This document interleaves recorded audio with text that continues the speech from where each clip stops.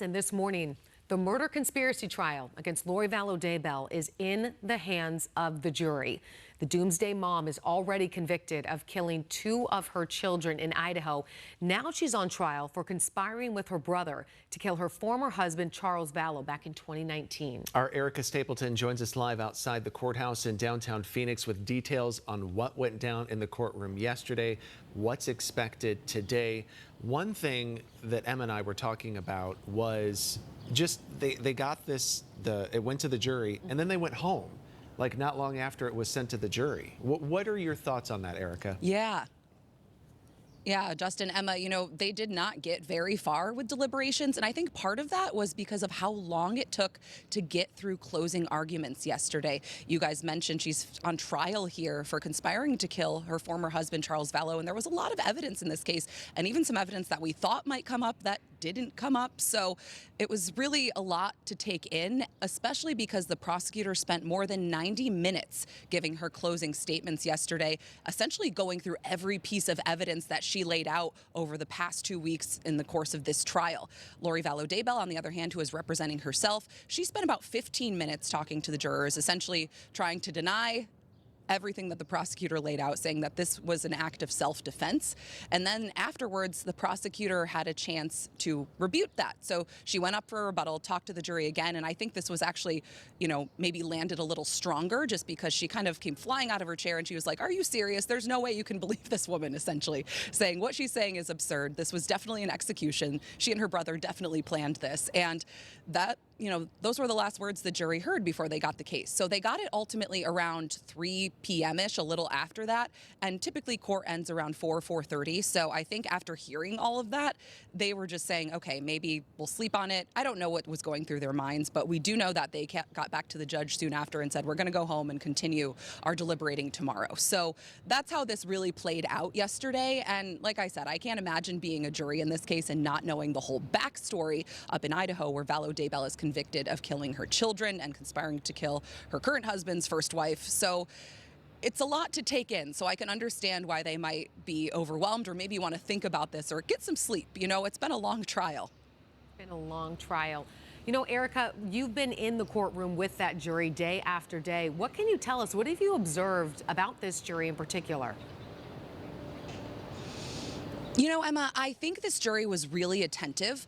There weren't any moments of, emotion, I would say. Sometimes you can see jurors crying during certain testimony, but that wasn't really what came up in this case. I saw a lot of them taking notes, a lot of them looking on very intently. And in Arizona, jurors can ask questions, and we saw that the jury submitted questions to the court after several witnesses. So I think that's another sign that they are paying attention to this case.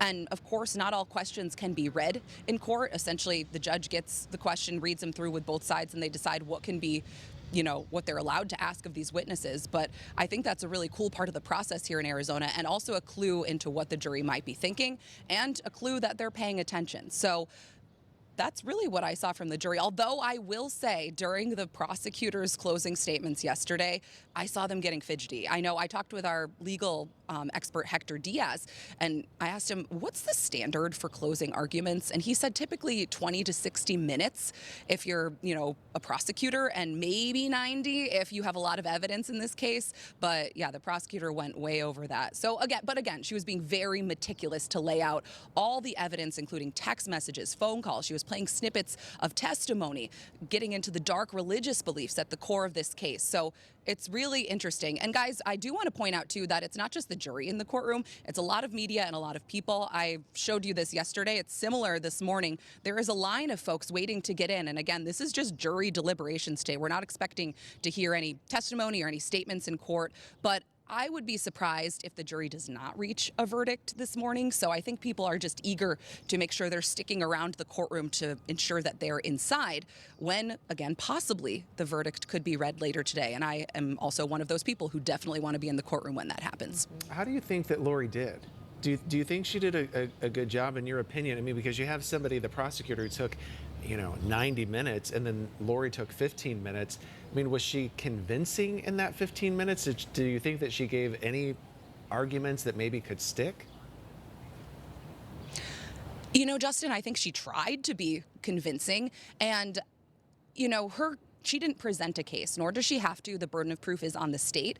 So the state, I think, when you compare the two, the state had a lot to go on. She could reference every piece of evidence, and she essentially did throughout this trial. Vallow Daybell essentially, what we saw from her during the course of this trial was her cross-examination. She was asking questions of investigators, her brother, different people who were taking the stand, trying to cast doubt. And I think that was the essence of what she tried to convey to the jury yesterday, is that she wanted to say, well, did any of you see it? Did anyone say they saw what happened? Did anyone hear with their own ears or see with their own eyes that I conspired with my brother to do this? So she was really just trying to say, hey, this wasn't directly said. We never told anyone we were doing, she was just trying to lay the groundwork that maybe there's more to this. Maybe there is another way to look at what happened here. But again, the state came back and said, no, we have a lot of evidence that suggests otherwise. It's circumstantial evidence. You don't need to see it happening, but you can look at these clues and piece them together and understand that this is the case. So again, essentially both sides are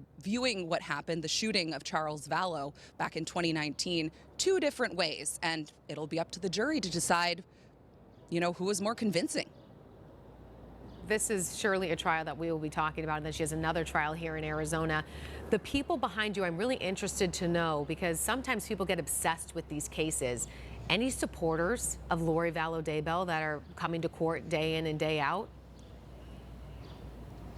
Emma, I have not met a single supporter of Lori Vallow Daybell. It's interesting because she has family locally, her mother and sister. I saw them in a hearing once leading up to the trial. We thought for a while that maybe these were people Lori would call in for her defense, but that never happened in this case. We have not seen her family members, at least her mother and sister, show up at court during these proceedings. That's not to say they might not be watching it. Of course, this is being streamed, but that's not something I've seen. Most of the people in line here are actually people who are maybe tangentially related to people impacted by this case. There are people who have come from Idaho.